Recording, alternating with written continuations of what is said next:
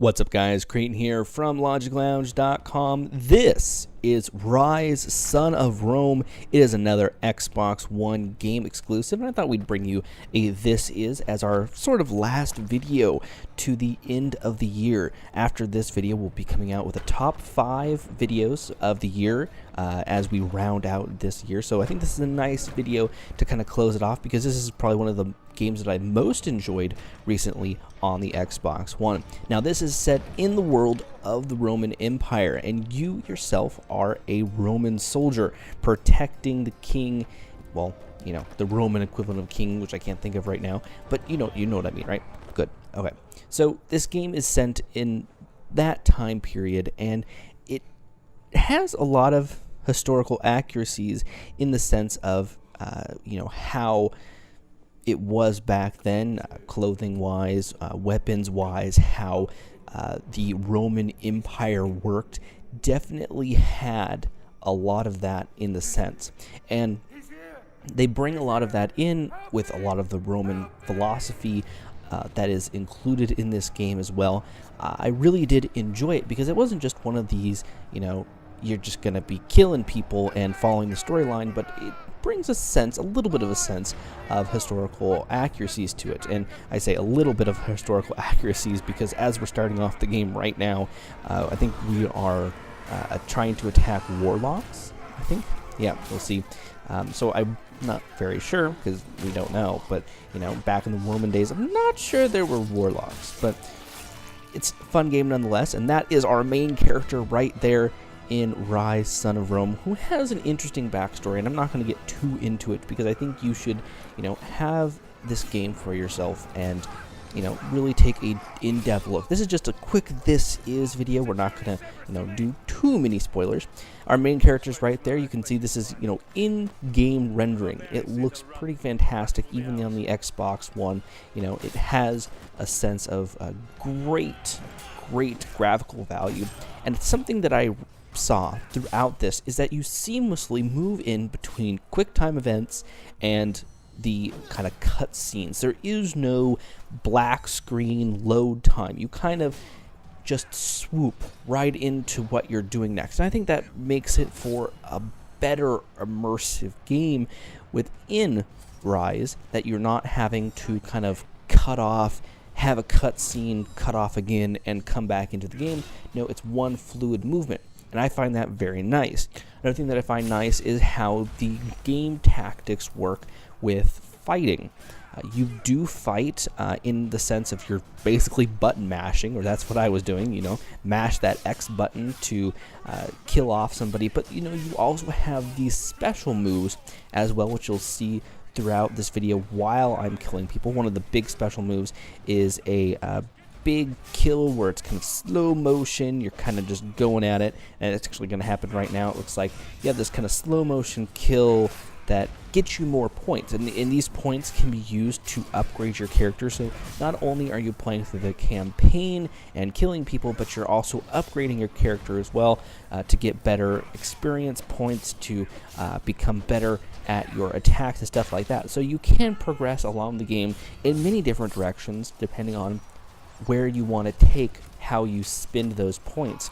Now, not only are you going to be playing this campaign kind of as yourself in kind of a third person, but you're also going to be swooping back and forth, seeing what other big events are happening around you, and then you can go and have those events, mediate those events. So you just saw that we saw with a whole bunch of people who were trying to get past this line. Now that is our next objective, and you can kind of see from right there, it wasn't really kind of like a loadout and showing us the cutscene. No, it was kind of a swoop. Hey, look, you need to go do this, so come do that.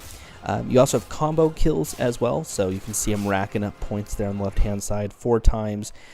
Depending on how many shots you get to a person, that multiplier will go up higher and higher, which is pretty nice, and that is a feature that I do like. And like I said, you do have these cutscenes that you really don't feel like you're in a cutscene. You actually feel like you're in the game, which I found quite fantastic. And I'll keep going back to that, because I think that's one of the best things throughout games, is that you have a seamless experience throughout it that I very much do enjoy.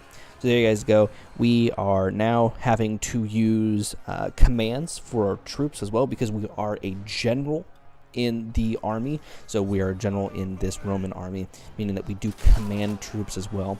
If you do have the connected, you can use voice commands. So you can say, fire arrows, or fire whatever, and use the voice commands. But if you don't have to use the voice commands in the game, you can always just use the buttons, which is, I believe, the left bumper will give you that event to be able to tell people what to do. So that's nice if you do have the Kinect involved, because this is an Xbox One and you get an Xbox One, you will always have the Kinect with you. Or, well, you can have the Kinect with you. You know what I mean. So you can use those voice commands better than if you were to use this on an Xbox 360, where the consoles really didn't come with a Kinect that you could use voice commands with. But nonetheless, we also get to use some really cool weapons as well. This weapon that we're using right here basically shoots flaming arrows, and you can use the scenery, such as these pots right here full of fire, to kind of help you with battling the troops. Now, this is just the initial event. I'm sure you're going to get a lot more weapons that you can use, a lot more things that you can use beyond what you're seeing right here. I'm just showing you the beginning of the game, non-spoilery type of stuff, just so we can talk about it. I can show you the game, and you can make a great decision on if you want to get this game or not, or if you're even on the edge of buying an Xbox One and this game piques your interest. Well, then this might be it for you. But back to the game, this does have a sort of auto-aiming feature as long as you're in the general direction of an enemy, along with this specialized weapon, or if you're fighting on your feet, you will have a general auto-aiming experience. Now, that auto-aiming isn't too bad, because it's kind of like one of those fighting games where you're kind of just button mashing in the direction of the person that you're fighting to win.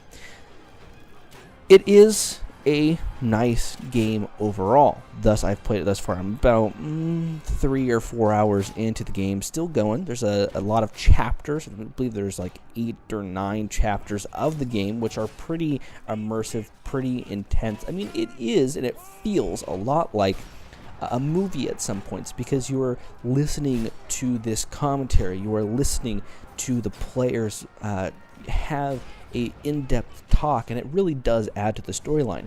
So not only does Ryse add to the game in a fighting sense, so you have all of these features, but it also adds to that storyline sense, where it's not just, well, we're just going to focus more on the fighting and less of the story. It was beautifully made through and through, I believe, thus far that I've played this game. Now, this is not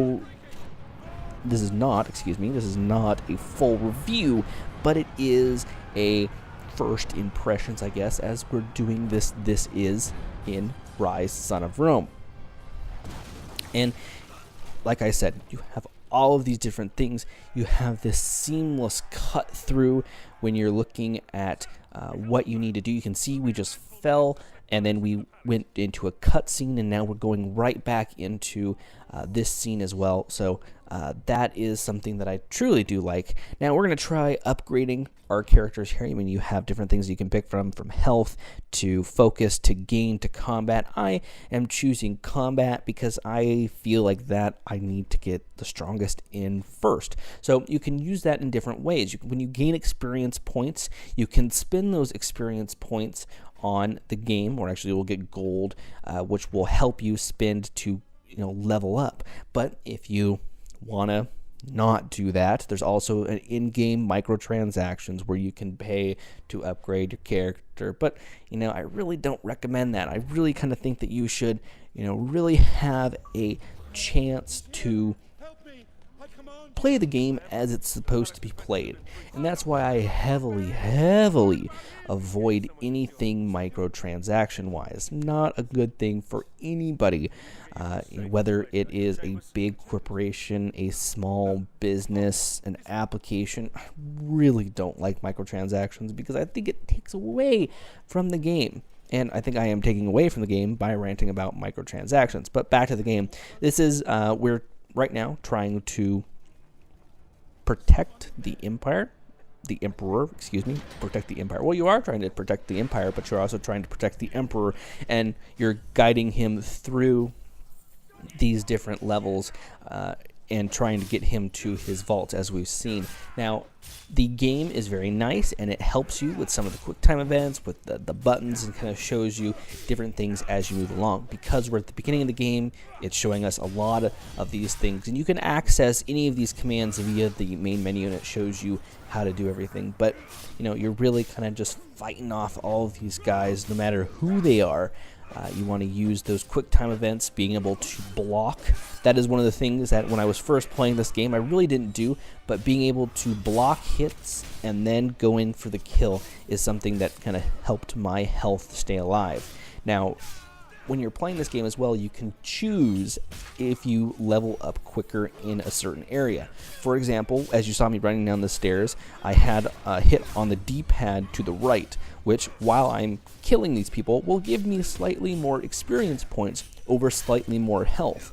There is a health option in there as well, where if you were to select it, as you kill people, your health will regenerate a little bit faster. And, you know, depending on if you want more experience or if you want the assertion that you will have better health, you can pick from those different options. Of course, there's a lot more options that will be unlocked throughout the game, but those are the two that are really kind of given to you off the bat: more experience or more health. And I kind of stuck with the more health more often because I felt like it was something better for me as a player of the game who isn't all the best at playing video games, but still pretty good.